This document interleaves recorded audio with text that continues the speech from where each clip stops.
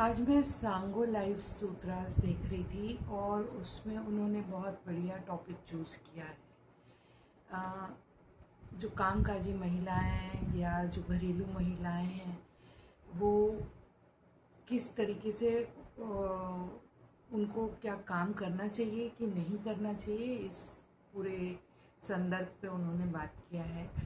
तो मैं इसमें अपना पक्ष रखना चाहूँगी, आज बताऊँगी कि क्या क्या बहुत ज़रूरी है, क्योंकि मैं इन सारे पड़ाव से होकर गुजरी हूँ अपने लाइफ में। कभी ना कभी जब हम पढ़ाई करके निकलते हैं, स्पेशली जो महिलाएं हैं, उनको एक तो घर में बहुत लाड़ प्यार से रखा जाता है, और फिर जब बाहर निकलती हैं, चाहे वो कहीं भी नौकरी कर रही हो, तो एक थोड़ा बहुत रेस्ट्रिक्शन तो आ ही जाता है। मतलब आप उतने फ्रीडम से नहीं रह पाते हैं जैसे आप अपने घर में। यदि आप 6 घंटे की ड्यूटी दे रहे हो, 4 घंटे की दे रहे हो या 9 घंटे की ड्यूटी दे रहे हो, तो आपको किसी के अधीन होकर काम करना पड़ता है, उनके हिसाब से चलना पड़ता है, उनकी सुनना पड़ता है।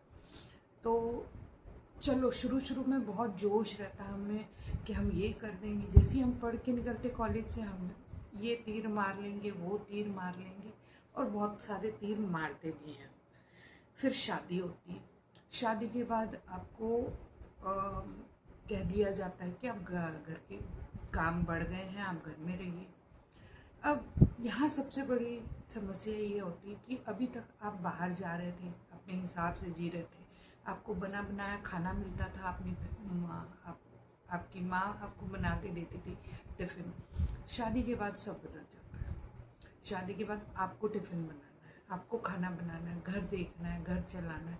ये पहली जिम्मेदारी है, नौकरी आपकी दूसरी जिम्मेदारी। तो अमूमन औरतें नाखुश हो जाती हैं, क्योंकि एक आज़ाद पंछी की ज़िंदगी से आप एक अब बंधन में बंध गए। आपको अपने पैरों में बेड़ियां दिखने लगती हैं।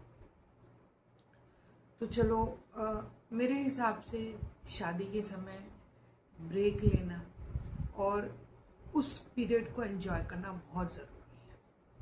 ठीक।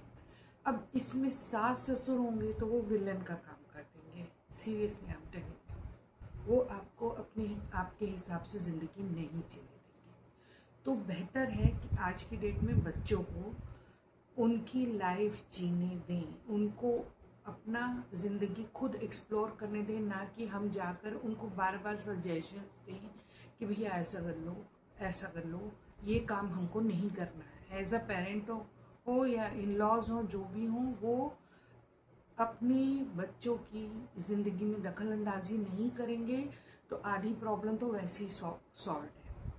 ठीक है। अब बच्चे आजकल क्यों नहीं शादी करना चाह रहे? मेन रीज़न है इन लॉज की दखल अंदाजी।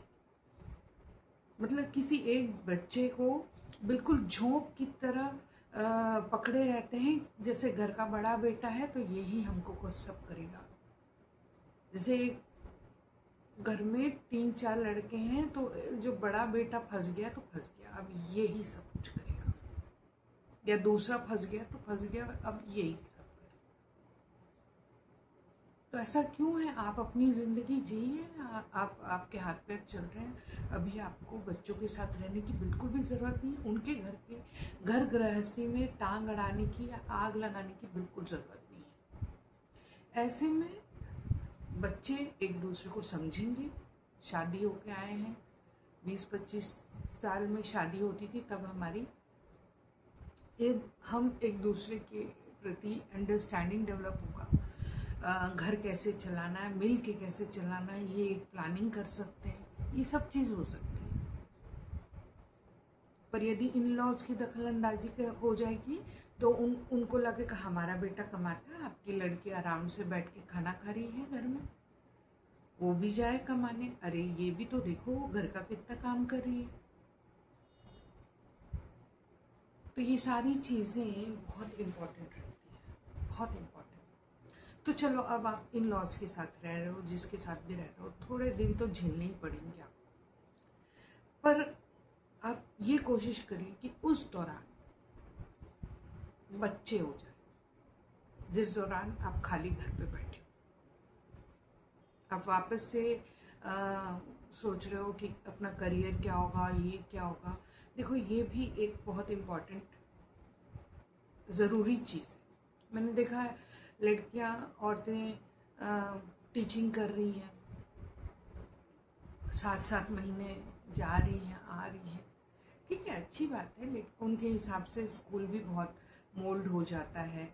ठीक है मैडम, आप ऊपर मत चढ़िए, नीचे ही क्लासेस लगा देंगे, मोल्ड करता है।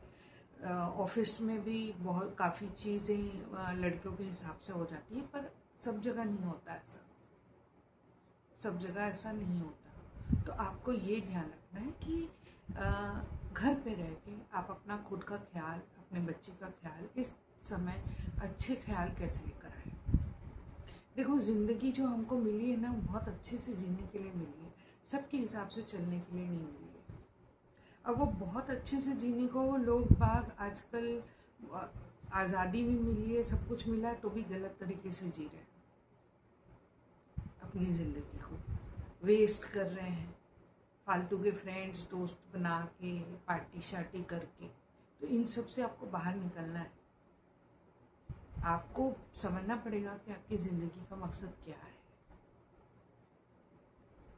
लोग बात कहते हैं फैमिली में मुझे प्यार नहीं मिल रहा है, कुछ नहीं, मैं बाहर जाके दोस्तों के साथ टाइम बिताऊंगा। अरे, कब तक भागोगे आप अपनी फैमिली से? कब तक? वो जिस टाइप की फैमिली है पहले एक्सेप्ट करिए, फिर हो सके तो सुधार सकते हैं तो सुधारिए, कोशिश करिए। अपनी फैमिली को तो आपको ही टाइम देना पड़ेगा, ये आपकी फैमिली है।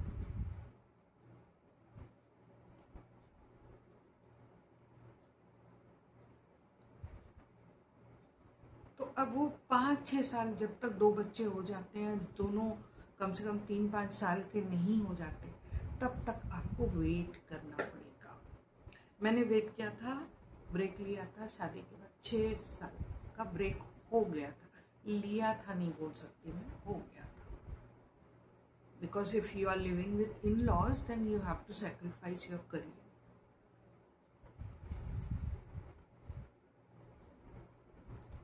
तो मैंने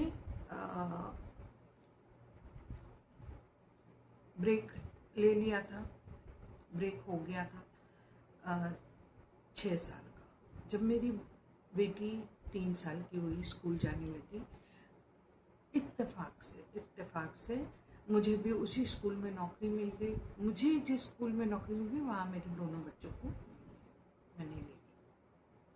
तो ये एक बेनिफिट रहा, मैंने सोच समझ के नौकरियाँ चुनी। ये बात तो है कि मैंने हड़बड़ी नहीं की। देखो, कई लोग लड़कियां पुलिस की नौकरी, डॉक्टर की नौकरी, ये सब करते रहते हैं। तो आपको ये चीज़ समझना पड़ेगा कि आपको फैमिली भी में भी रहना है, आपको उसके मज़े भी लेने हैं, करियर का भी मज़ा लेना है। मतलब आप ज़िंदगी की कोई भी पार्ट को सैक्रिफाइस मत करिए। Live every part of your life 100%। किसी भी पार्ट को सैक्रिफाइस करने की आपको बिल्कुल भी ज़रूरत नहीं है। ऐसे पेशे चुनिए जहां आपको रात को डिस्टर्ब ना किया जाए, आपकी एक प्रॉपर नींद हो, आपकी प्रॉपर आप टाइम पे खा पाएँ, आप अपने ऊपर ध्यान कर पाएँ, एक्सरसाइज कर पाएँ, अपने बच्चों का ध्यान रख सकें, अपने पति का ध्यान रख सकें, अपने घर के लिए समय निकाल पाएँ। इससे बढ़िया करियर और कुछ नहीं। आज की डेट में आप मुझसे करियर की सलाह लेंगे तो आप ऐसा करियर चुनिए, बचपन से आपके दिमाग में होना चाहिए कि मेरे को मेरे घर में सांस लेने की फुर्सत होनी चाहिए, इतना समय होना चाहिए मेरे पास। नहीं तो कोई फायदा नहीं है मेरी पढ़ाई का, किसी भी चीज़ का कोई फायदा नहीं है।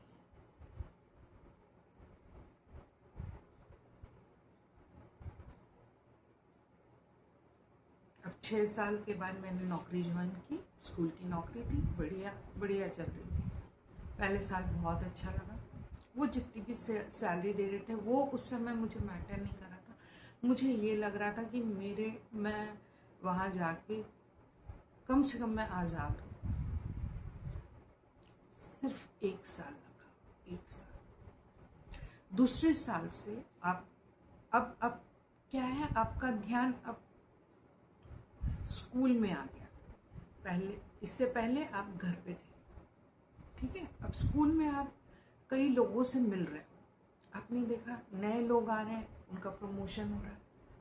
आप कितना ही काम कर लो, आपका प्रमोशन नहीं हो रहा। आपको मक्खन पालिश करना नहीं आता तो कोई मतलब का नहीं है। आपकी डिग्री विग्री सब आप फेंक दीजिए, जला दीजिए। सबसे पहले मक्खन पालिश करना सीखिए, ठीक है। तो आपने देखा आपके पीछे वाले सबकी सैलरी बढ़ गई, आपकी नहीं बढ़ी है, ठीक।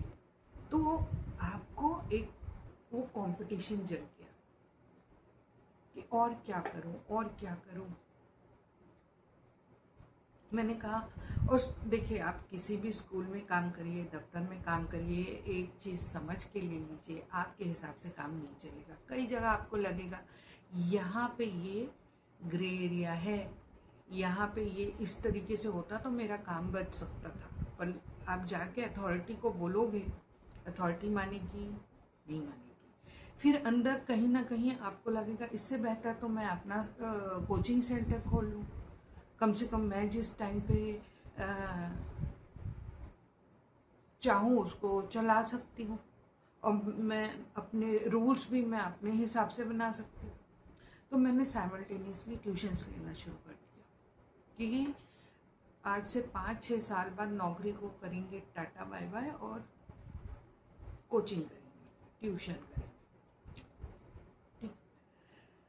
अब इसी दौरान आपको सोशल मीडिया में भी रहना है, आपका ध्यान पूरा सोशल मीडिया में हो गया। ये पूरा चीज़ बहुत हेक्टिक कर गया। आपकी जो नॉर्मल लाइफ थी, आप हर जगह, जहाँ आपको लाइफ में समय देना था, आपने हर जगह दे दिया। दूसरी जगह जॉब में दे दिया, ट्यूशन्स, एक्स्ट्रा ट्यूशन्स दे दिया, सोशल मीडिया को दे दिया।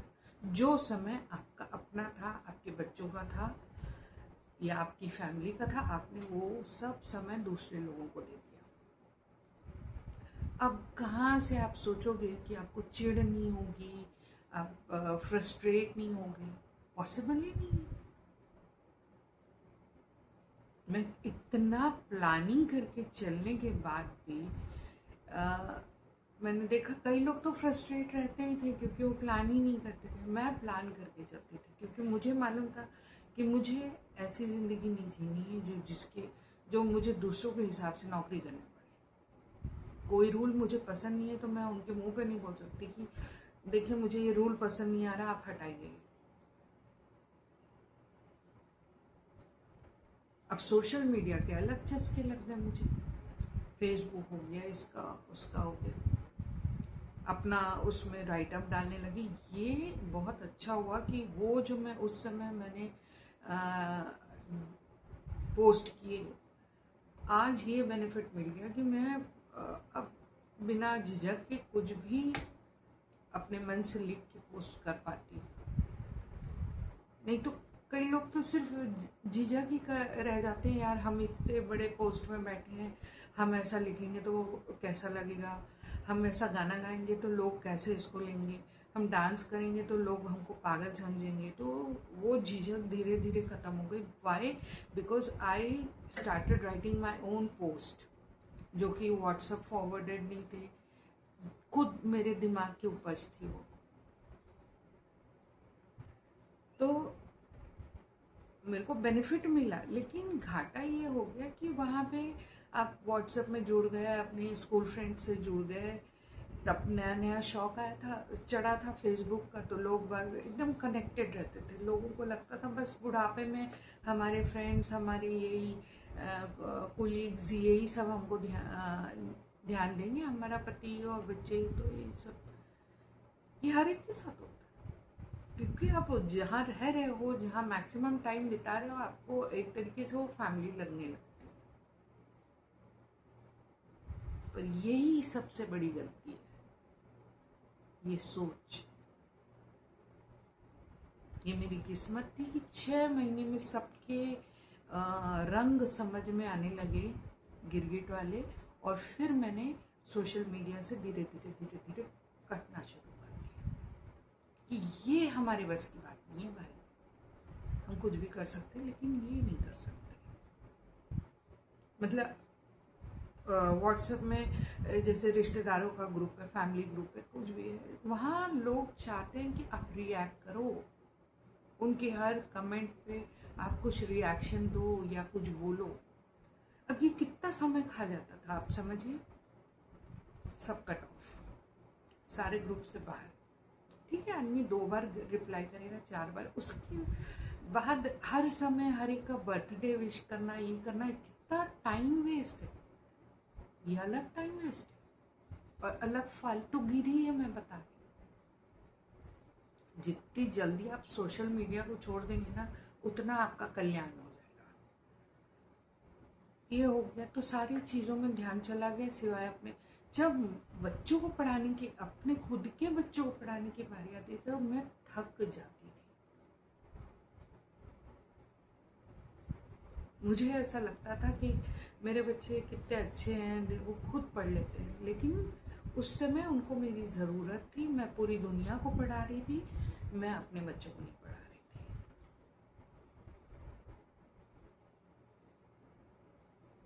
हाँ, लेकिन शुरू के जो मैंने 6 साल उनको दिए, जो उनके छोटेपन में जब वो पैदा हुए, वो मैंने समय उनको दिया, क्योंकि मैं वो शुरू से देना चाहती थी। मैं चाहती थी कि बच्चों के साथ रहो। इतना छोटा बच्चा किसी की रिस्पॉन्सिबिलिटी नहीं हो सकती, वो हमारी रिस्पॉन्सिबिलिटी। अच्छा, अब जब आप बाहर काम करने गए हो, जब मैंने देखा कि सब चीज़ एक साथ नहीं हो पा रहा है, कोई ना कोई चीज़ छोड़नी पड़ेगी। मैंने देखा कि जॉब तो अच्छा चल ही रहा है, एक फिक्स टाइम पे काम करना है, आप आ जाते हो घर, सैलरी आ जाती है आपको, तो क्या चीज़ छोड़ा जाए। सोशल मीडिया एंटरटेनिंग था, आप कनेक्टेड थे लोगों से, तो मैंने ट्यूशन्स छोड़ दिए। ट्यूशन्स मेरा बहुत समय खा रहा था, क्योंकि अलग अलग क्लास, अलग अलग स्कूल के बच्चे थे, अलग अलग सब्जेक्ट थे, तो मुझे हर एक को ध्यान देना पड़ता था वहाँ। ऐसा नहीं कि मैं एक लेक्चर दे रही हूँ, उसी में 100 बच्चों का कल्याण हो रहा था, नहीं हो रहा था ऐसा कुछ। जब सारा चीज़ मैं एक साथ कोप नहीं कर पा रही थी, तब मैंने सोचा ट्यूशन छोड़ देते। ये सोशल मीडिया भी बढ़िया है, यहाँ पे मस्त रह सकते हैं अपन, चिल रह सकते हैं, और जॉब। लेकिन जॉब में लगातार असंतोष बढ़ता गया, और यही नौकरी करते समय मुझे प्री डायबिटीज डिटेक्ट हुआ। यानी कहीं ना कहीं मैं अपने हेल्थ पे ध्यान नहीं दे रही थी, प्रॉपर खाना नहीं खा रही थी। तो ये सब कौन बताएगा हमको, कौन बताएगा ये सब। अब मैं आपको बताती हूँ, जो घरेलू औरतें हैं उनको कितना फ़ायदा है, कितना फ़ायदा है। उनके पति चले गए, उसके बाद उनके पास समय ही समय है। अब ये समय को आप नौकरी करके बिल्कुल मत बिताइए, क्योंकि नौकरी में आप बंध जाते हो। यानी घर एक जेल है, एक जेल से दूसरे जेल में आप चले जाओगे। वहाँ आपको बाहर जाने के लिए भी आपको लेटर, नोट लिख के देना पड़ेगा कि मैं इतने से इतने समय बाहर गया। आपका वर्किंग आवर्स आपके वहीं विसिनिटी में हो, तभी तक काउंट किया जाता है आपका। तो ये सब सोचने वाली बात है। अच्छा, वो जेल क्यों है?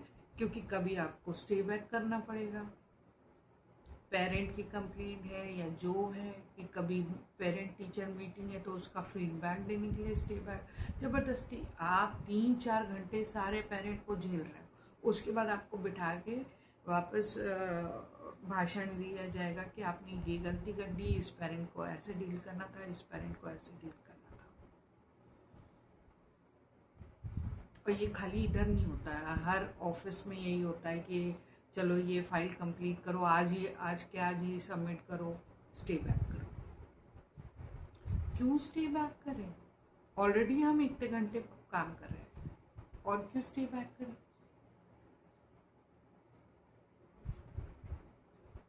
और और ना तलवार लटकी रहती है, आप कितना भी अपना 100% इनपुट दे दो, उन लोगों को कम लगता है। उन लोगों को लगता है थोड़ा 2% और ज़्यादा दीजिए ना मैडम, इसमें क्या चलेगा।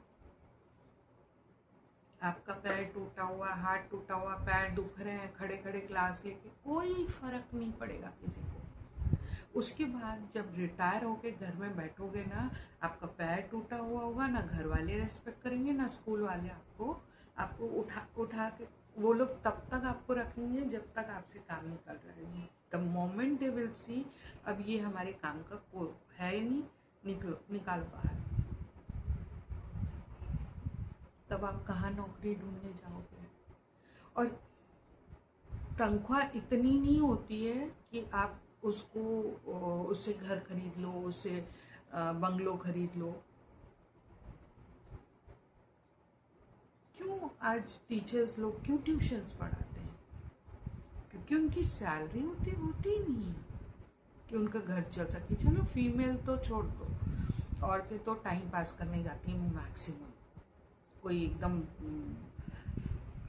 कल्याण करने तो नहीं जाती कहीं।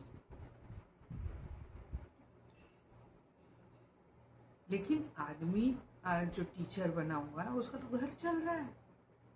उसके बाद कोई रीज़न दे देंगे कि सैलरी लेट से आई, क्योंकि हमारे कुछ स्कूल की बिल्डिंग का रेनोवेशन या जो भी है, सैलरी लेट से आई। अरे भाई, औरतों का चल जाएगा। जिन आदमियों का घर चल रहा है उनका क्या होगा?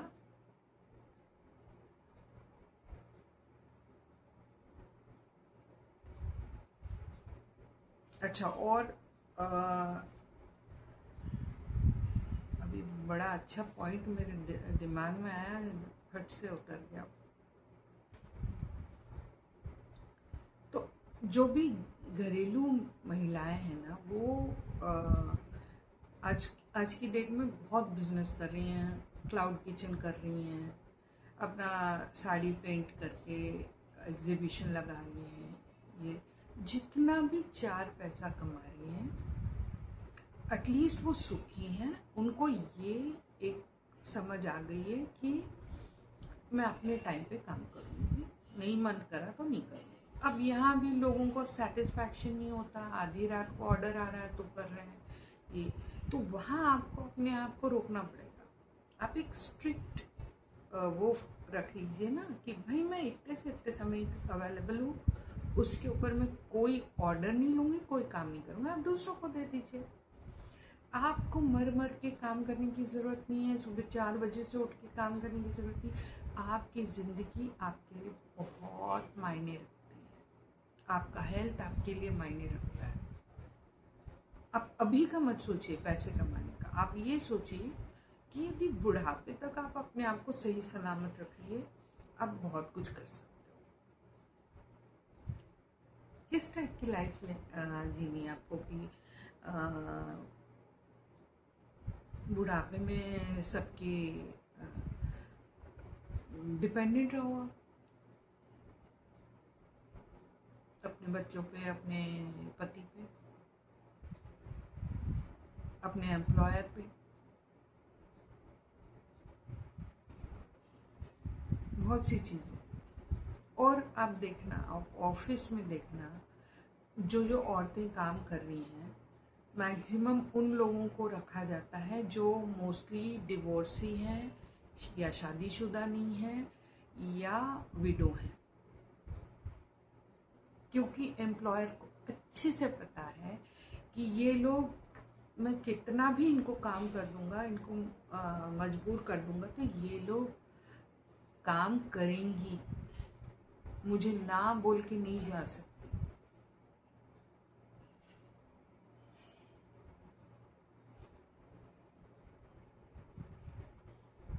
क्योंकि उनके पास इनकम का कोई वो ही नहीं है, दूसरा सोर्स। लेकिन मजाल है ये दूसरी जो मैरिड वुमेन हैं, जो अपने पति के साथ रह रही हैं, उनका कुछ उखाड़ ले, नहीं कर सकते, क्योंकि उनको मालूम है कि इनके पति हैं इनके। ये हम इनको ज़्यादा प्रेशराइज करेंगे काम के लिए, काम छोड़ के दूसरी नौकरी ढूंढ लेंगे या दूसरा कुछ कर लेंगे। आजकल औरतें नौकरी छोड़ रही हैं क्योंकि उनसे नहीं हो रहा।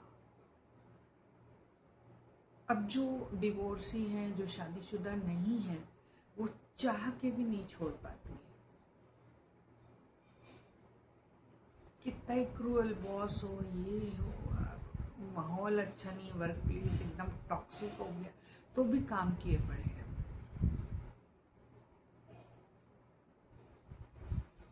मेरे को पता है उनको पीछे एक अपना पहले से इंतज़ाम करना पड़ता है, तब जाके वो ये नौकरी छोड़ पाएंगी, नहीं तो नहीं छोड़ पाएंगी।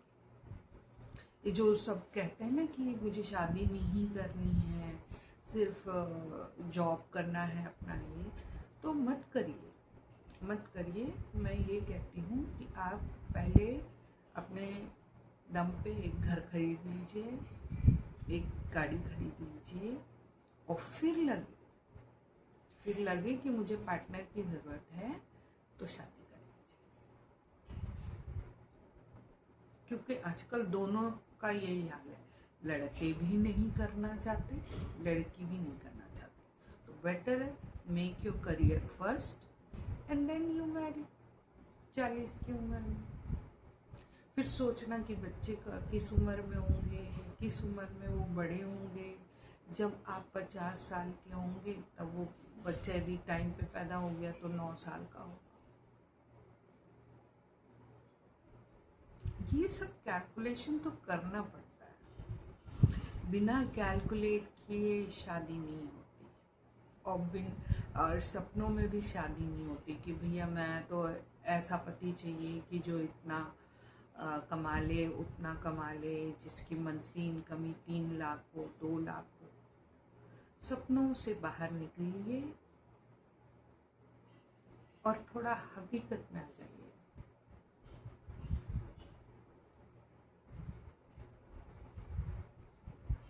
और बचपन से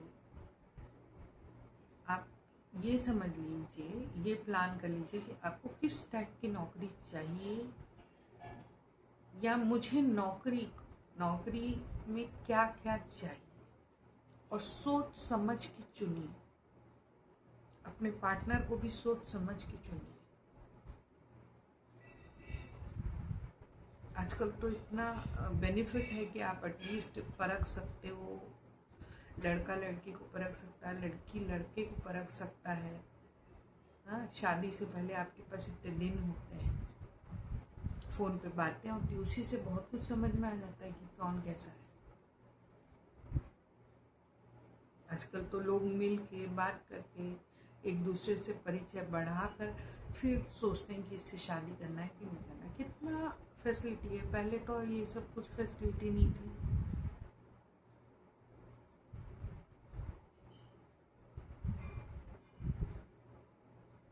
लड़के और लड़की के गले में लड़के को टांग दिया जाता था कि ये ही है, अब इससे शादी कर लो।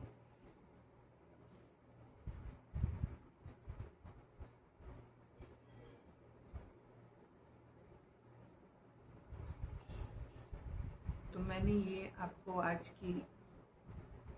आज जो भी मेन पॉइंट्स है उसको विचार कर लिया जाए कि सबसे पहले समझ लो कि आपको करना क्या है ज़िंदगी में।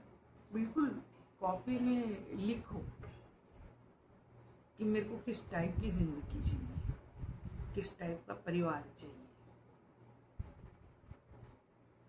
और बल्कि मैं तो कहूँगी शादियों में बाकायदा एग्रीमेंट होना चाहिए, और जितना भी दिया जाता है लड़की को, उसकी पूरी लिस्ट होनी चाहिए कि हमने लड़की को ये दिया, और लड़की को दें, लड़के और उसके माँ बाप को नहीं।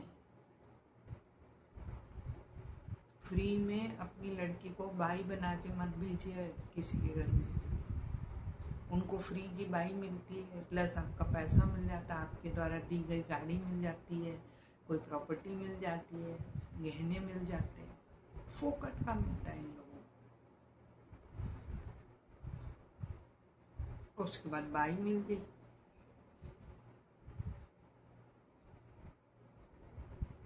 और लड़की को भी सोचना पड़ेगा कि कितना झुकना है, कितना काम करना है सामने वाली पार्टी से, क्या कि जिंदगी में कोई और मकसद भी है। अपनी जिंदगी को जीने का नजरिया बदलना पड़ेगा। शादी वो लड्डू है जो खाए वो भी पछताए और जो ना खाए वो बहुत ज्यादा पछताए। तो बेटर है खा के पछताओ। समय के साथ साथ समझते जाओ कि मेरे को कैसे रहना है, क्या करना है। ये स्थिति है तो इससे बाहर मैंने कैसे निकलना है। क्योंकि खाली आप अकेले नहीं हो फंसे, कई लोग फंसे हैं इस चक्रव्यूह में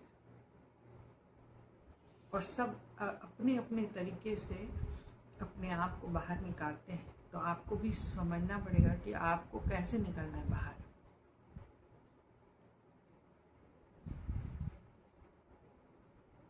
धीरे धीरे ये जो घूंघट प्रथा और ये नहीं पहनो वो नहीं पहनो, भैया आपको प्रॉब्लम है ना कि बहू ये पहन रही है वो पहन रही है, तो बहू बेटे को अलग रख दो, ठीक है।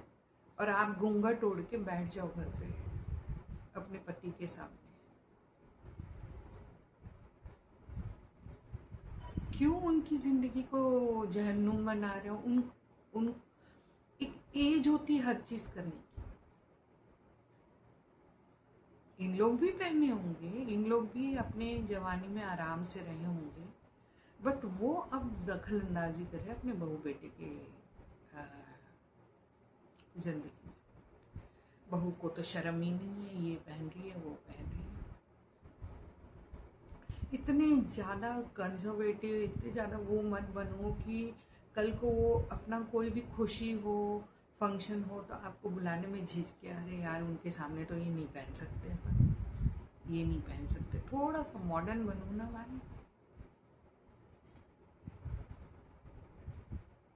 अभी उम्र है तो पहन रहे हैं, उसके बाद सबकी एज हो जाएगी।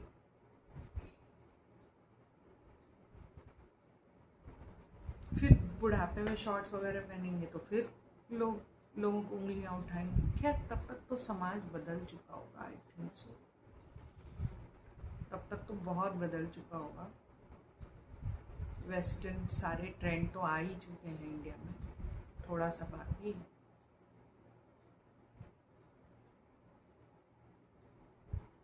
तो जो भी आप निर्णय लें अपनी जिंदगी का, सोच समझ